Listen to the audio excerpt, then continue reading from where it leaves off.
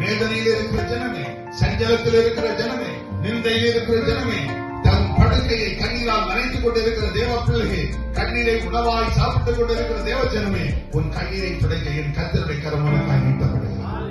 நீ ஆண்டோட சமூகத்தில் வர வேண்டும். ஆண்டோட மகத்திலே நீ சரணடைய வேண்டும். அல்லேலூயா.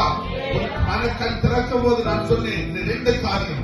ஒன்று, கர்த்தரிடத்தில் ஒப்பு கொடுத்து அவர் சரணடைந்து கர்த்தர் உனக்கு இரக்கம் செய்யும்படி அவரிடத்தில் ஒப்பு கொடுக்க வேண்டும். இல்ல உன்னுடைய முடிவு அகல பாதாளத்தில் போய்விடும். கண்ணீரை சிந்தனை யோபுடைய முடிவு வெற்றி.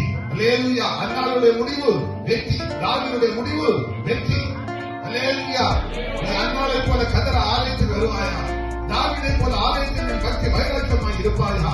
யோபை போல நான் கொண்டுபட்டால் தேவன் வைராக்கியமாய் இருப்பேன் என்று தேவனுக்கு ஒப்பு கொடுக்கிறாயா? கர்த்தர் உன்னுடைய கண்ணீரை துடைப்பார். கர்த்தர் உனக்காக யுத்தம் பண்ணுவார். கர்த்தர் உனக்காக நீதி செய்வார்.